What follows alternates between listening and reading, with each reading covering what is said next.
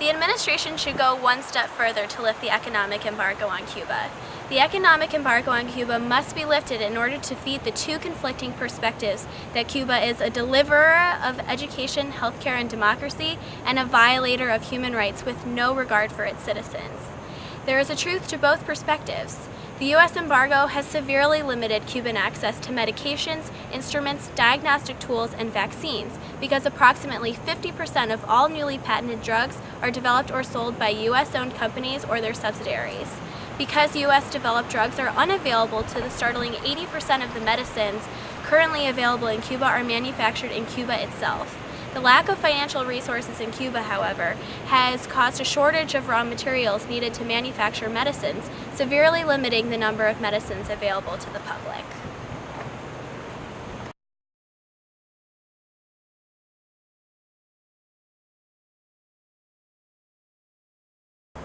Due to intellectual property laws, Cuba can only sell and produce generic drugs, once again limiting the only number of medicines available to its citizens.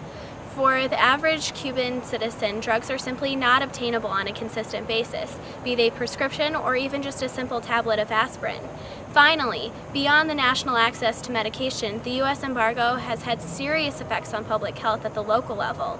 It was reported in 1995 that when individuals check into a hospital, they must bring their own sheets, toilet paper, soap, and other personal items.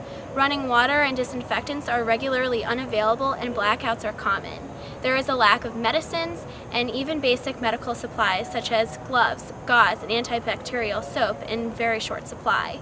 Moreover, absenteeism among medical staff and theft of supplies are major problems. The embargo has also limited Cuba's access to water treatment chemicals and spare parts of its water supply system, resulting in an increase outlook on the role in of waterborne education diseases also does not breed that an doctors do autonomously not have the democratic means to treat nation. effectively. The government redefined the teaching profession to pre-university levels, meaning that university students were permitted to act as teachers, provided they had correct knowledge of Marxism, Leninism, and other relevant subjects.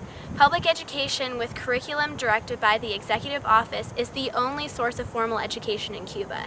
As of 1998, only 7% of the population had graduated from college, and roughly only 1.3 million students received degrees from technical schools. Over the past 5 years, even fewer qualified students are pursuing higher education and have turned their attention towards working in tourism industry instead of finishing their academic degrees.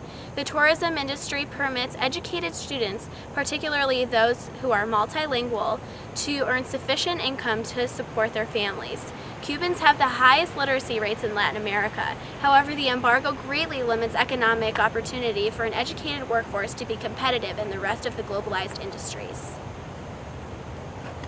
The U.S. has limited educated Cubans' access to employment opportunity that can greatly contribute to both economies of Cuba and the United States.